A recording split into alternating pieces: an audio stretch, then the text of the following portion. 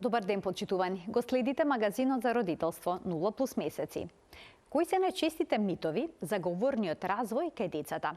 Дали ќе прозбори кога ќе му дојде време? Или е потребно навремено да се побара стручна помош?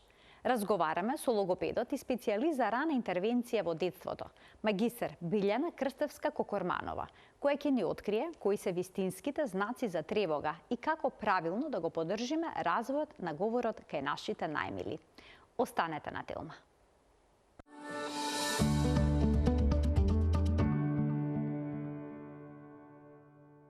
Во денешниот магазин за родителство 0+ месеци ќе разјасниме кои се најчестите заблуди поврзани со детскиот говорен развој. На оваа тема разговараме со магистер Билјана Крстевска-Кокорманова, логопед, специјалист за рана интервенција во детството од Центарот за рехабилитација на патологија на вербалната комуникација во Скопје. Добре ни дојдовте во магазинот за родителство 0+ месеци. Добро ве најдов. Ви благодарам за поканата и како и секогаш исклучително пријатно во Телма и во вашите емисии. Ви благодарам. Многу родители се загрижени кога нивното дете доцни со развојот на говорот, при тоа често не се сигурни дали тоа значи нешто посериозно. Па што точно подразбира поимот нарушување на говорниот развој кај децата? Нарушување на говорниот развој кај децата е еден широк поим и тој во себе опфаќа многу сегменти. Постојат патокази за нормален, условно речено, говорно-јазичен развој по возрастни етапи. Во зависност од возраста очекувани се достигнувања на комуникацијски и говорно-јазичен план.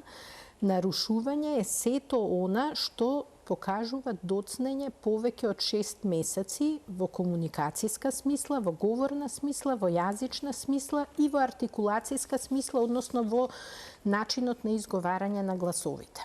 Кои се најчестите нарушувања со говорот што се јавуваат кај децата во раното детство?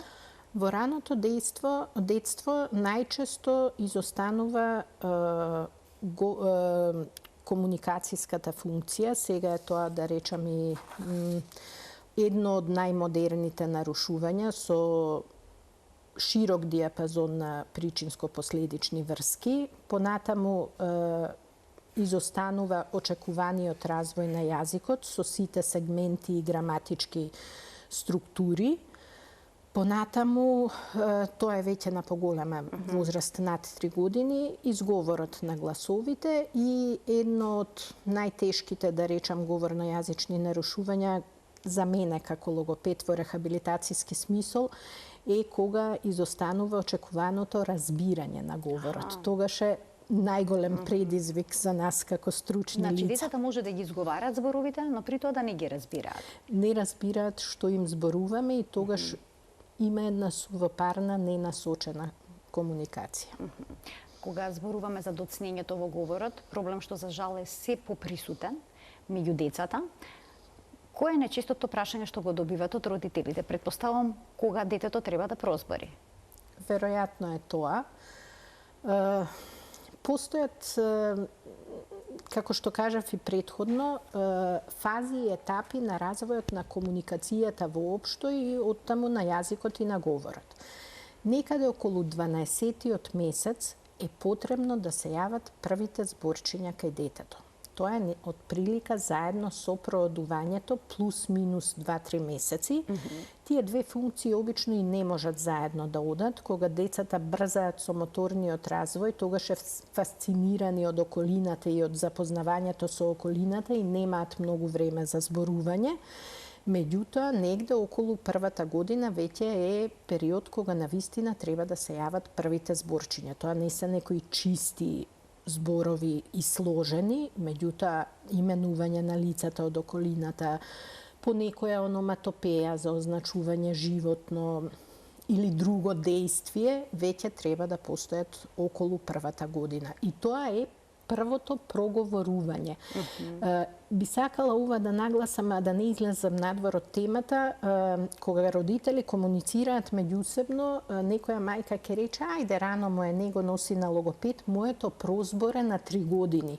Што значи дека до 3-та година воопшто ништо не изборувало тоа дете? Морате да ја прашате како родител мајката дали ништо не изборуваше или не врзуваше убаво или не имаше очекувана чистотија на говорот за таа возраст. Значи првата година секое детенце е очекувано да прозбори со тоа што постојат едни пошироки рамки во склоп на физиолошкиот развој, затоа што сепак е тоа индивидуална карактеристика од 3 до максимум 6 месеци одстапување. Сето повеќе од тоа до 18-тиот месец, доколку детенцето не зборува ништо, не се обраќа ни на најблиската околина, не ве разбира и не ве погледнува во очи, дефинитивно е едно знаменце што веќе свети од портокалово кон црвено и треба да се побара стручна помош. А доколку детето разбира, ги следи со поглед родителите, но сепак не изговара зборови. Дали е тоа проблем? И тоа е проблем, но не толку сериозен како овој претходниот за кој зборувавме. Најверојатно не е толку сериозен. Разбирањето на говорот, јазичната база е првото нешто што децата го усвојуваат уште пред првата година. Кога им се обраќаме со името, кога ќе кажеме каде е мама, погледнува на кај мама, каде е тато, каде е сонцето, горе погледни, значи тоа е разбирањето што го усвојуваат и пред првата година и доколку говорот доцни, а разбира, е подобар показател, но за сопствена сигурност сепак да се обратат на стручно лице. Доколку детето не зборувало до 3-та година, може ли да прозбори само од себе? Детето може да прозбори само од себе, но долго време нема да го постигне очекуваниот говорно-јазичен развој во зависност од причината поради која изостанувал говорот до 3-та година. Прозборуваат сами од себе, но тоа дете постојано ќе каска зад врсничката група и најверојатно и нема да се израмни со врсничката група до пред поаѓање во училиште, што е некоја очекувана фаза кога треба да го пратиме подготвено да си влезе со редовната врсничка популација во основно училиште. Има ли вистина дека момчињата подоцна прозборуваат во споредба со девојчињата? Ова нешто и пред да станам логопед го знам како човек, дека момчињата се можеби потроми во зборувањето. Можеби затоа што повеќето момчиња се поактивни, па повеќе моторно се развиваат. Може нешто малку да изостанува, да доцни, меѓутоа како нешто што е потврдено со истражување и литература дека е правило, мислам и тврдам дека не. Вашето искуство што говори? Па дека навистина се случува повеќе момчиња да доцнат со говорно-јазичниот развој, но затоа пак девојчињата кога имаат доцнење, тоа е можеби посериозно. Меѓутоа ова не е потврдено со наука. Ова е само заклучоци од пракса. Така. А што е со двојазичноста? Кога двајцата родители зборуваат на различен јазик, дали тоа го забавува говорниот развој, како што се веруваше еден период? Претходно се сметаше пак дека тоа е добро. Точно, баш така како што сте заклучиле, се менуваат ставовите на науката во однос на двојазичноста, меѓутоа во ова модерно време, кога навистина постои едно движење на народите и постојат бракови на припадници на различни заедници кои говорат различни јазици, тоа секако е пример и во нашата држава, за двојазичност покрај фактот двајцата родители да зборуваат на различен јазик, се смета и фактот јазикот на средината да е различен од јазикот на семејството, па дури постои 3-4 јазичност. Родителите зборуваат на два различни јазици кои што воопшто немаат никаква поврзаност, па се разбираат на трет заеднички јазик. Сама по себе дво и повеќе јазичноста не е воопшто проблем. Тоа може во одредени етапи малку да го забави јазичниот развој во смисол на речнички фонд, односно покривање на речничкиот фонд од едниот и од другиот јазик и во потешкоти во граматичките структури на двата јазици, меѓутоа понатаму доколку двојазичноста е правилно, воопшто не е проблем и тоа е важно да постои јасна дистинкција на двата јазици. Еве пример, мајката е македонка, таткото е србин. Сакаат детето да ги научи двата јазици. Секогаш мајката се обраќа на македонски, зборува на македонски со детето, таткото зборува на српски или кој да е другиот јазик. Да има јасна граница меѓу едниот и другиот јазик. Конкретниот поим да знае да го каже и на македонски и на другиот јазик, без оглед кои се јазиците. Правилната двојазичност воопшто не е проблем и правилната двојазичност не е проблем кој понатаму прави некои подлабоки јазични тешкоти кај личноста. И воопшто двојазичноста. Тие се веројатно дечиња со двојазичност што случајно ја имаат предиспозицијата или некој друг проблем за говорно-јазично назадување, а не самата двојазичност. А што е со децата кои што постојано гледаат видеа и цртани филмови на некој друг јазик? Да речеме на англиски јазик. Таквите дечиња се производ на нешто што навистина личи на двојазичност. Дури во некоја основна училишна возраст ги гледаме и како да се природни зборувачи на англиски, а не на македонски јазик. Англиски. Да. Дури имат побогат речник отколку на македонски. А македонскиот е нешто слично на Google Translate, на вистина граматично. Меѓутоа екранот сам по себе, особено во раната возраст, она што е предмет на интереси на оваа емисија, прави штета не само во говорно-јазичен смисол, најголемата штета е во комуникацијски смисол. Сепак е тоа една машина со вештачки бои, со вештачки звук и неја поттикнува природната комуникација, живата природна комуникација и контактот со очи кои што сите го очекуваме. Прекумерното изложување на екрани доведува од полесни јазични и фонолошки тешкоти кои понатаму ќе се одразат во училишните способности и описменувањето, до едни навистина тешки состојби што налекуваат на аутизам и се нарекуваат псевдоаутизам. Исто така, изложувањето на екран може би е фрапантно како податок, но постои и пред првата година и тоа е нешто кое што ќе доведе до едни трајни последици на мозочно ниво, како екрано траума во најновата литература, кои што понатаму ниту еден третман во смисол на медикаментозен или рехабилитацијски не би можеле да ги зголемат. Јас се придржувам до, да речеме, ни препораки на Светската здравствена организација кои што се можеби малку постари од 2017 година, до 3 години 0 време пред екраните. Прилично строги критериуми. Да. Над третата година до поаѓање во училиште 30 минути во интеракција со родителот и при поаѓањето во училиште до 1 час за потребите на училиштето и таквото дете се очекува после 12-тата година дека самостојно ќе го регулира своето време пред екрани. Како родител можам да кажам дека е малку тешко во денешницата децата традиционално да се чуваат. Ако веќе сте приморани да користите екран, екранот може да се користи како една сликовница за заедничка интеракција и заеднички поминато време помеѓу детето и родителот, кое што повторно ќе вклучува жива комуникација. Значи говор од родителот. Да не биде оваа моја изјава сватена како злоупотреба, но сувопарното оставање на детето пред екран самостојно, само да ги гледа тие слики и живи бои што брзо се движат, а додека ние си вршиме некои други активности или седиме во ресторан со пријателите, тоа е нешто што најстрого го осудувам и како стручно лице и како родител.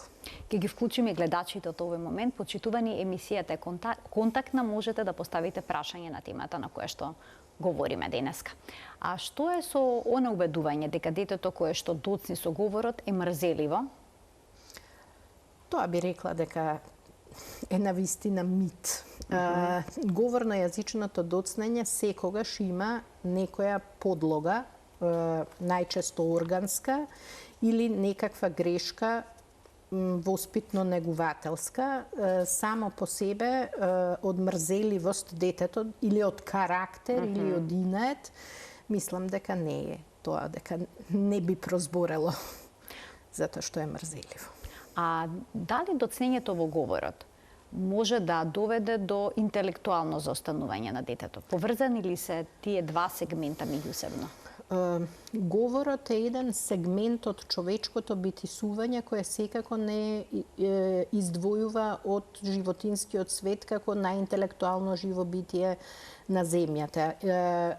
Патиштата на говорот, на формирање на мислата, на разбирање на говорот и на кажување на пораката се највисоките мозочни когнитивни функции што постојат кај човекот. Ако говорот изостанува долг временски период, секако би имало реперкусии и врз општото психомоторно и интелектуално функционирање, ако се остави така. А дека дечињата кои што имаат интелектуален дефицит имаат говорно-јазично каснење, тоа е точно, но не значи дека секое детенце што има говорно-јазично доцнење има и интелектуален дефицит. А интелигенцијата и говорот се секако поврзани, односно говорот ја подхранува интелигенцијата, а недостатокот на говорот малку ја супримира. Значи, оправдано се родителите загрижени кога се забележува доцнење кај говорот, во говорот кај детето. Да, но да не биде тоа некој голем страф дека еве моето дете не зборува и интелектуално заостанува. Секогаш е потребна една проценка од стручно лице, може би најдобро во некоја установа од калиберот на нашата, каде што прегледот е тимски и тоа трансдисциплинарен. Таму ќе ги види интелектуалните капацитети психологот, ќе го види психомоторното функционирање дефектологот, ќе ја види поставеноста на говорниот апарат нашиот ортодонт и ќе ги види слушната функција аудиометристот и на крај логопедот ќе дојде до една слика каде што вклучува или исклучува некои органски потешкоти и ќе знае од свој аспект да изврши проценка и да даде совет на родителите. Значи, потребен е еден покомплексен преглед, не е доволно веднаш да се појде на логопед? Па, може да отидат, видете, ние сме како установа во системот на здравствена заштита, единствена во државата и нашите колеги во сличниот центар во Битола, кои што го покриваат тој регион, ние покриваме малтене цела држава. Имаме доволно стручен кадар, но како овие говорно-јазични потешкоти се навистина во еден тренд на зголемување, ние не можеме да постигнеме да ги обслужиме сите, функционираме како сите во систем на здравствена заштита со мој термин, ќе се направи тимскиот преглед. Ако не можат родителите да дојдат до упат до кај нас, можат да посетат и некои од колегите што функционираат во рамките на приватните здравствени установи, во рамките на приватни здруженија или фирми, каква и да е уреденоста на тие приватни пракси. Подобро било кое стручно лице, отколку така сами да си нагаѓаат или пак да читаат од доктор Google, што може би ги зголемило нивните стравови или пак неоправдано би направило да не се грижат. А кога најрано може да се појде кај логопед, односно се направи овој преглед? Во нашата дејност на хартија и практично ние работиме од нула до трајање на човековиот живот. Ако некој има загриженост и пред првата година, може да се појави во нашата установа. Морам да признам дека најчесто кај нас пред првата година доаѓаат дечиња со сомненија за оштетување на слухот, кои што веќе имаат една семејно оптеретена анамнеза на оштетување на слух. Знаат да дојдат и дечиња до првата година на мајки кои што во семејството или пошироката фамилија имаат некое посериозно говорно-јазично назадување, друго детенце, братучетче и тие се високо освестени и сензитивни за нешто што би значело говорно-јазично нарушување. Голем дел знаат да доаѓаат во тек на втората, третата година. Морам да кажам дека успешно последниве десетина години, вршејќи на ваква јавна кампања преку гостувања од емисии од овој тип, јавни трибини и други настани, ние сме го снижиле прагот на првично појавување на корисниците на нашите услуги. Значи, во било која возраст, кога родителот ќе мисли дека има проблем. Значи, разбиен е митот дека логопедот всушност е потребен само за изговор на гласови, како што се Р и Л, бидејќи долго време постоеше едно такво убедување. Точно.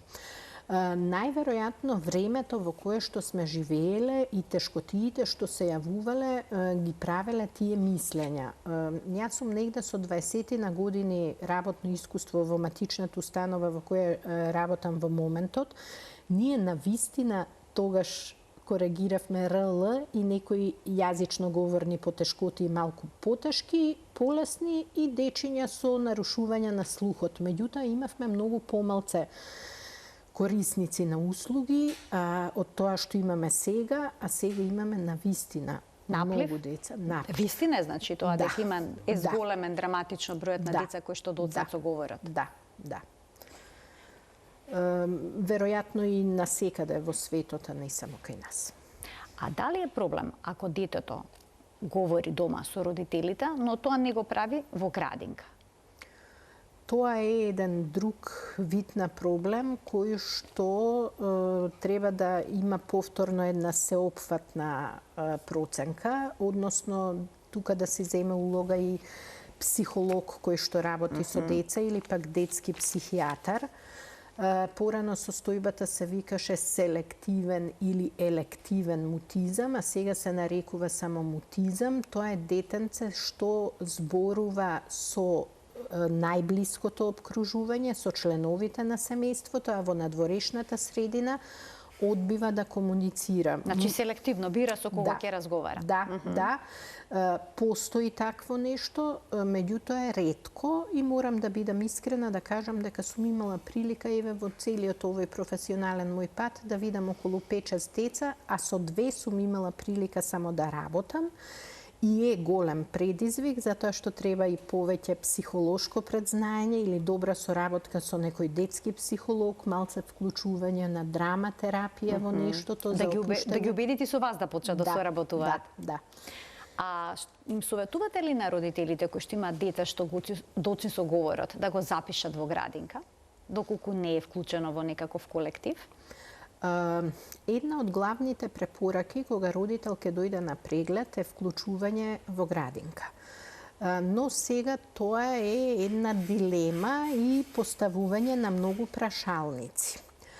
Доколку ние заклучиме дека детето нема доволно можности за интеракција во средината во која што живее, мама и тата одат на работа, го чува баба или го чува некоја тета која што го чува детето, изложено на екрани, од време на време го вади во паркот, но тогаш сите други дечиња се во градинка и нема доволно можност за врсничка интеракција, а ги исполнува сите услови за развој во комуникацијска смисла, тоа детенце секако веднаш треба да се запишува во градинка. Меѓутоа, дечиња што имаат некои посериозни тешкоти, од типот на авто и хетероагресија, од типот на сериозни повторувачки тантруми, од типот на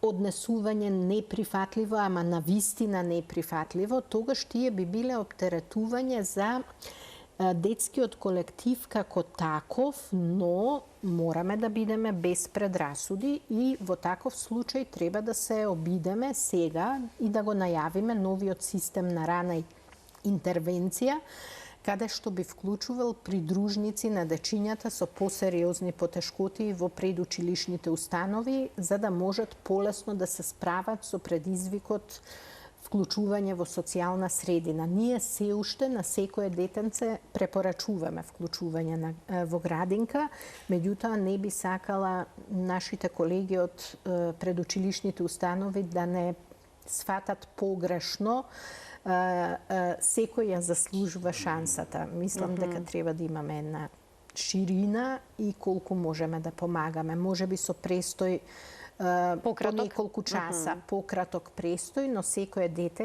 ја заслужува можноста да биде дел од детскиот колектив во предучилишната установа. Што треба да направат родителите во домашни услови, доколку детето не зборува? Понекогаш тие се упорни да детето да го изговори зборот за предметот што го бара. Треба ли да му се даде предметот доколку посочи со прстот околу него или треба да се инсистира да се изговори зборот? Во зависност од тоа што е проблемот што го има детенцето во моментот. Навистина на децата треба да се зборува. Меѓутоа, не само зборување како еден квантитет досадување, треба една умерена, кратка комуникација која што во себе ги содржи сите говорни супрасегменти, ритам, траење, темпо, интонација. Тоа се првите работи што детето ги прифаќа со ушите пред да проговори. Треба да му се зборува на детето, треба да се инсистира бараниот предмет да му се даде, доколку немало гест за покажување, првите пати ќе се задоволиме само да ни го покаже. Но понатаму ќе бараме да го изговори и зборот. Ајде да речам некој златен стандард до 3 обиди, а се понатаму би предизвикало дополнително одбивање и можеби некоја несакана ситуација со гнев, со исклучување, со тантруми и така натаму. Да се обидува родителот, но до 3 обиди. Се повеќе би се здосадило и детето би се фиксирало на грешката. А што е со децата што зборуваат на некој свој јазик? И родителите понекога се обидуваат да го научат значењето на зборовите што тие ги изговараат. Дечињата кои што зборуваат... Дали е тоа проблем? Или пак е развојна фаза? Тоа е развојна фаза во одреден период кога дечињата зборуваат на свој јазик. Знае да биде и пролонгирана, а знае да се случи на поголема возраст ако детето има говорно-јазично каснење. Зборувањето на свој јазик е секако еден добар показател дека детето тргнало кон проговорување и само му треба некој да го насочи, да го поттикне правилно за да го научи точното значење и точниот начин на изговарање на поимите. Значи не треба да се крива паника околу тоа? Не, тоа е развојна фаза доколку се јавува во периодот пред проговорување. Тогаш си брборат неразбирливо. Тоа е тоа што ги фаќаат говорните супрасегменти, разбрало, недоразбрало и го изговара на свој начин. Сега не треба да се плашат, но не треба ни да го поддржуваат. Треба благо да го поправаат и да го насочуваат. А доколку почне детето да зборува на бебешки јазик кој што родителите го поттикнуваат? Тоа е нешто кое што навистина не ми се допаѓа. На децата се зборува на литературен јазик со целосно изговорени зборови од најрана возраст, меѓутоа сепак треба да се пази на речникот кој што го употребуваме, тие зборови да не се сложени. Не треба да се поддржува бебешкото зборување. Треба да му се укаже како правилно се изговара. Значи тоа е мит дека така од милост треба да му се говори на детето. Ние си го сакаме детето и ако го поправиме нештото како треба правилно да го изговори. Кај децата кои што се забележува доцнење во говорот, родителите понекогаш знаат целосно да ги исклучат екраните. Дали е тоа правилен пристап? Правилен пристап е низ патот на развојот на научната мисла и низ патот на нашата едукација како стручни лица.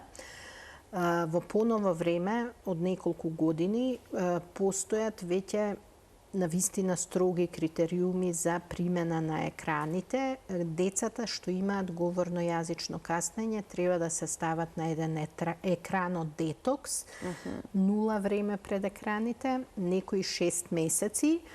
Сега тоа е во случај доколку утврдиме дека екранот е причината за недостатокот или за говорно-јазичното нарушување. Но нема штета од секако ограничувањето на нивната потреба и покрај тоа што децата знаат да пројават агресија во тие моменти, незадоволство, тантруми и тоа да трае со денови. Трае, тоа е знак дека детето било изложено многу време пред екраните, затоа што од биохемиски аспект пројавува нешто што наликува на абстиненцијална криза од субстанци, истото го причинува и абстиненцијата од екран. Значи како зависност, класична. Да.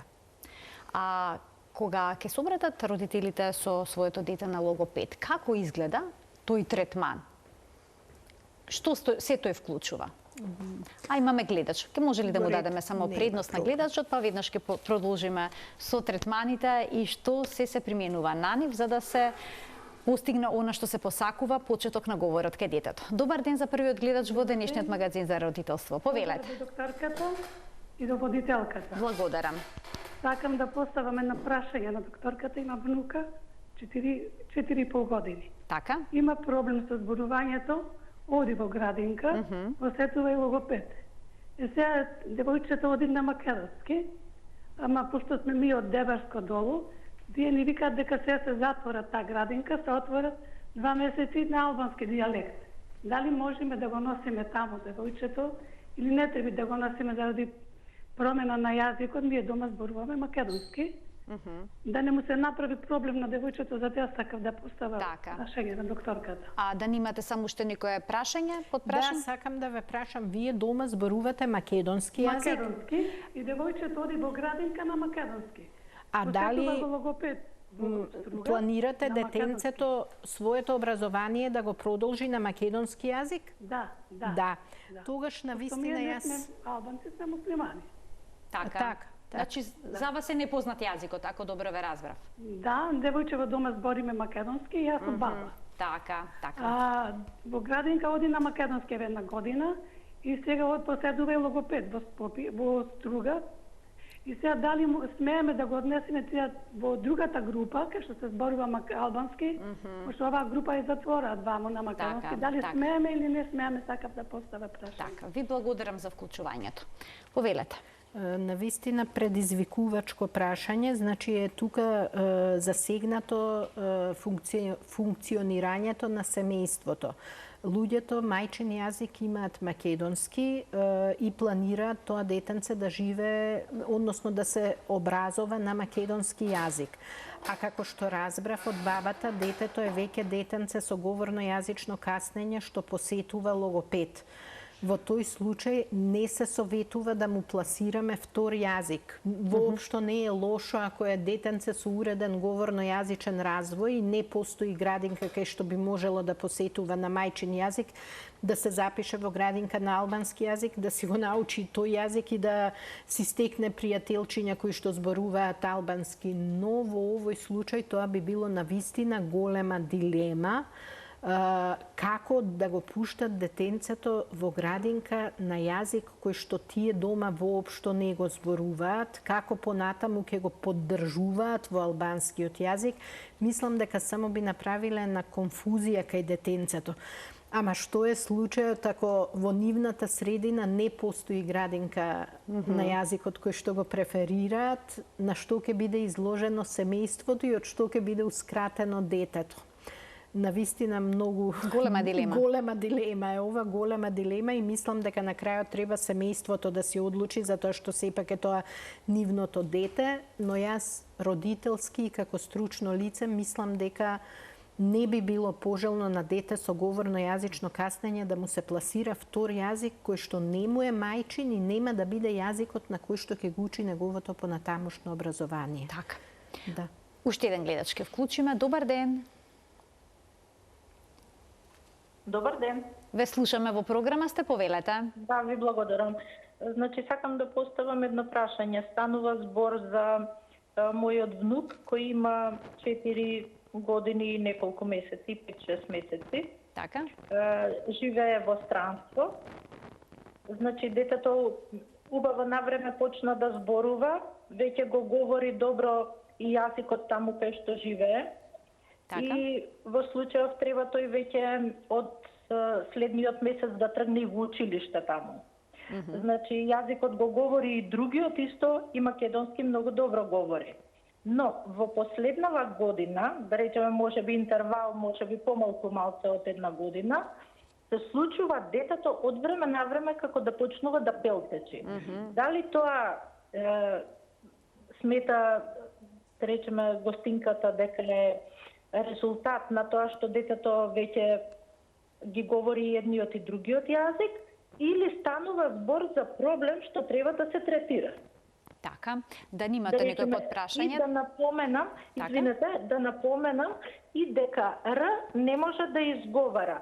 Но работата е дека во случај станува збор за француски јазик, што во другиот јазик тој Р воопшто не го користи таму. Аха. Така. И на македонски кога зборува, значи прекрасно зборува, затоа што многу се говорело, се читало, детето има многу богат речник и македонски, многу убаво се изразува, но тоа пелтечењето веќе малце како така го чувствуваме веќе како го забележувате и ве насекирало. Да имате само некој подпрашање? Би сакала само да ве прашам дали има во семејството или потесната фамилија лице што пелтечи? Немаме. Немате. Значи, ни од едната, ни од другата страна немаме таков проблем. Така. Ви благодарам за вклучувањето во програма и за поставеното прашање. Повелете. Не би рекла дека двојазичноста сама по себе може да предизвика пелтечење. Исто така, напамет не можеме да зборуваме каков вид и облик на пелтечење и дали воопшто е пелтечење или пак е некоја брзоплетост.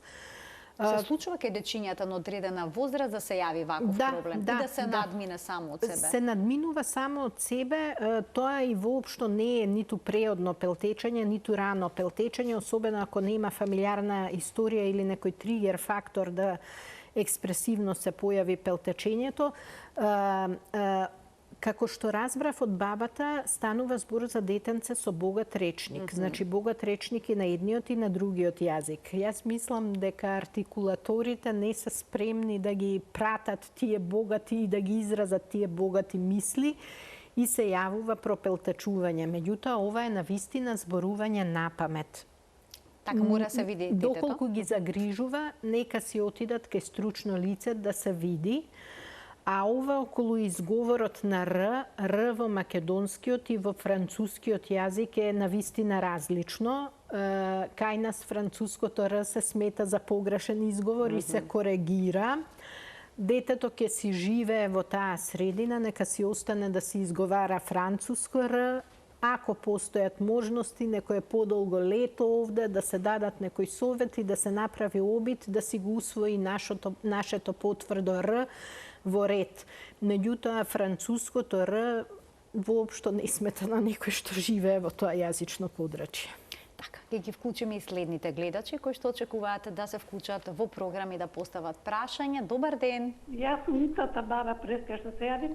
Девојчево ни го посочи само за 2 месеци додека е групата македонска. Значи само за 2 месеца тоа би било периодно, така. Да, добро периодно, не да се школуват или да. Так. Значи само за 2 месеци дали да го носиме девојчето или не. Така, ви благодарам за вклучувањето повторно во програма за 2 месеца. Ако не има кој да го чува на вистина, тогаш нека посетува градинка и тогаш ќе биде згрижување, а за 2 месеци новиот јазик нема да го научи, меѓутоа нема да може ни да комуницира со другарчињата ако тие па не знаат македонски. За 2 месеци не е нешто толку страшно и е повеќе прашање на семејството отколку прашање за стручно лице. Голема штета секако дека 2 месеци нема да направат. Ајде да го слушнеме следниот гледач во денешната емисија. Добар ден. Добар ден. Повелете, во програма сте. Здраво, имам едно детенце. Така. Има 3,5 години. Ама многу ми е на телевизор. Ми седи многу на телевизор и не знае толку да зборува. Понос сум на логопед. Ми вика дека мало има проблем зашто е седена многу на телевизор. Пред екран што е постојано. Да, преку екран, да. Му ограничивте предстој пред екранот? Можевте да направите такво нешто? Да, сега една недела, да, му го ограничувам, се секира многу детето. Ама мислам се, ќе одам пак на логопед да видам што ќе ми речат. Сега Так. да ја прашам докторката, дали е многу закасното дете во стоговорењево? Така, бидејќи веќе има, ако ве разбрав, 3,5 години. А воопшто не изборува? Да. Зборува мама, тата, да, ајде, папа, зборува. Ама многу ме се секира, сака многу да е пред телевизор. И не е толку заинтересирана кој ќе му зборува. Уште некој прашање да немате? Не, во ред е. Добро, ви благодарам за вклучувањето во програма. Мама, тата, баба е навистина премалку за детенце на 3 годишна возраст. Дете на 3 годишна возраст веќе треба да има една голема јазична база и да манипулира со зборчиња и до 500, 750, да разбира многу повеќе, да ги усвојува првичните граматички конструкции на сопствениот јазик, веќе треба да е дојдено и до една проширена кон сложена реченица, што значи ова е навистина говорно-јазично отстапување, меѓутоа мене повеќе ме загрижува комуникацијската компонента, тоа што детенцето нема желба да комуницира. Постапете така како што ви рекол логопедот, исклучете го екранот. Јас ја сватив мајката дека детенцето се секира кога му го исклучуваат, значи се вознемирува. Се нервира, претпоставувам. Да, пред малку ние зборувавме за тоа, секако дека ќе се вознемирува, затоа што тоа е негов востановен начин на функционирање и вие како родители вреди да направите за сопственото дете една таква жртва и да го издржите сето тоа што ќе трае одреден временски период, за малце да го потурнете детето во развојот и да го вратите во овој реален свет, а не да биде таму во светот на екраните. Ајде да ги слушнеме и останатите прашања од гледачите. Добар ден.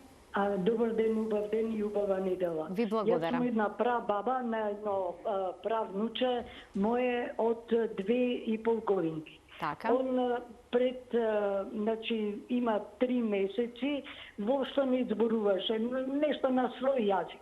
Меѓутоа, беа на педагог и беа на педагогот рече дека е се уште многу мал, да го исклучиме телевизорот и на екранот, мислам на мобилниот, да не ги гледа колки-молки и така натаму. Имаше кирката, бабата, мислам, мојата кирка имаше проблем, меѓутоа сега гледам дека и ги повторува речениците.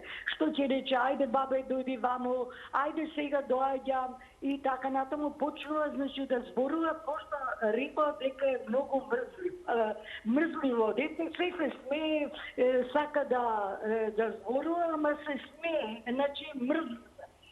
Мене моето прашање е до вас, господјата, дали треба, еве јас како прабаба, треба да му зборуваме кога дојде го играме, има една не игротека, него игралиште за дечиња, но сака многу да се дружи со децата. И така ги прима зборовите. Мислам дека не треба на логопед, се уште е рано, али телевизорот и мобилниот се исклучени, он се љутеше, али успеавме да си игра со коцкици, му кажуваме како да ги реди, па ги реди, вика ајде пак, значи зборува, почнува да зборува и со посложени реченици. Дали ќе биде ова успешно или да го носиме на логопед? Ви благодарам. Да немате само прашање некој. Ви благодарам многу за вклучувањето во програма. Што можете да советувате? Ова семејство е секако на добар пат. Го послушале советот да ги исклучат екраните. Забележуваат дека рапидно се зголемува говорно-јазичниот развој. Овде многу радува и тоа што детето сака да стапува во врсничка интеракција.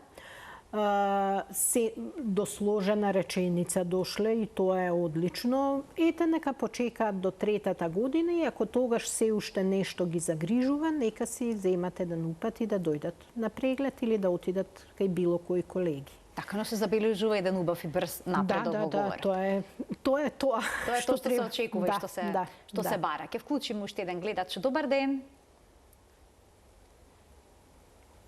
Ало? Во програма сте. Добар ден и го очекуваме вашето прашање. Сакам да поставам едно прашање на докторката. Така. Се работи за едно детенце негде кад, не знам колку години беше, второ, трето одделение или беше негде кад 9 години, 8-9 години. Закачал некој девојче како деца, нели? И родителот на девојчето го има бркано детето, го има начекано во зградата доле, детето се сокрило на кај подрумот отишло и таму го има истепано. И после тоа детето, значи, има преживеано еден стрес, да речеме, и измочано. Во гачички се измочало во панталанчиња и после тоа детето почна да дътка, а до тогаш детето супер се зборуваше. Кога го носеа родителите, не се работи за моje дете, за едно роднинче, овако на лекар, па од стреси ќе се врати, ќе се опорави ваму таму, ама детето има сега 28 години и дътка. Се уште пелтечењето стана. Може ли нешто да се тоа нешто направи, да се опорави? Ви благодарам за вклучувањето во програма. Стресот може да доведе до пелтечење? Стресот може да доведе до пелтечења кај лица кои што имаат предиспозиција за пелтечење, а не кај секого. Ова е веќе некој комплексен случај до 28-та година штом перзистира после преживеан стрес. Може ова лице што е веќе возрасно да оствари и средби со логопед за да научи зборување по говорно јазиче, ова по ритам што до сега не знам дали било опфатено со стручни лица. И јас би советувала овде повеќе да си посети лицето психијатар, психолог, па после да се обрати на логопед или сето тоа истовремено, доколку му представува голем социјален и комуникацијски проблем. Од стрес може да се јави пелтечењето, но кај лица кои што ја имаат предиспозицијата, сега во овој случај се работело за физичко насилство. Јас не знам дали имало повреда на главата. Од повреда на глава може да настане пелтечење од органски тип и тоа е облик на пелтечење каде што рехабилитаторот логопед не може да помогне, таму лекува лекар, невролог или неврохирург, ако се работи за сериозна повреда. А како изгледа надминувањето на пелтечењето во детска возраст? Тешко ли е тоа? Е тешко, е предизвик за лицето кое што работи и е голем стрес и нелагодно за семејството ако станува збор за потежок облик на пелтечење. Тешко зборувам во смисол училишните деца постојат строго одредени алатки и принципи за рехабилитација за надминување на пелтечењето, а малите деца од предшколска возраст генерално ги рехабилитираме преку моторно ангажирање и преку психомоторна реедукација, а не станува збор за една сериозна лице в лице логопедска терапија, ниту пак може да станува збор за психолошки разговор, туку може да биде терапија со игра и терапија со цртеж. Јас го кажувам од личен аспект како рехабилитацијски предизвик, а не дека пелтечењето во рана возраст е нешто што тешко се надминува. Си учи лицето говорен механизам и пелтечењето не е болест, е состојба, може да исчезне онака како што се појавило, може понатаму во некои периоди на хормонален дисбаланс, пубертет, стрес поголем да се јави повторно и да се надмине или пак да остане во текот на целиот живот. А кога зборуваме за логопедските третмани кај децата кои што не говорат, дали со нив се работи само на изговорот на зборовите или пак и на нивното разбирање? Најпрво треба воопшто на јазичен развој. Да. Најпрво детето треба да почне да го разбира говорот, па за да проговори. Се работи со тие алатки, со сликовен наш материјал, со помошни дидактички средства. Детето прво треба да почне да разбира, па потоа треба да научи да зборува. Тоа што го зборувавме преска, најпрво се прави една јазична база од именки, понатаму се формираат дејствијата или глаголите, па кусиот реченичен состав, па понатаму се додава придавки, други говорни структури и граматичките структури одат на крајот. По истиот редослед како што физиолошки се формира сам по себе говорот и јазикот. Доволно е детето само да посетува логопед или е неопходно и родителите во домашни услови да работат? Се издишав затоа што не е неопходно, туку е клучно. Логопедот ќе биде само еден подпомагач и советник во целиот тој процес. Логопедот ќе го има детето еднаш до 2 пати неделно, 30 до 45 минути, а родителот го има целиот тој остаток од времето. Родителот треба да ги гледа и да ги почитува насоките од логопедот за да дојде до една успешно завршена приказна. Јас ви благодарам многу за вашето денешно гостување во магазинот за родителство 0+ месеци, за одговорите на бројните наши прашања, но и на гледачите. Ви благодарам за поканата. Почитувани магистар Билјана Крстевска-Кокорманова, логопед специјалист за рана интервенција во детството од Центарот за рехабилитација на патологија на вербалната комуникација Скопје, односно Центарот за слух, говор и глас, беше гостинка во денешното издание на магазинот за родителство 0+ месеци. Ви благодарам што и денеска не следевте со внимание, што денеска бевте заедно со нас, а се гледаме секој работен ден на Телма. До гледање.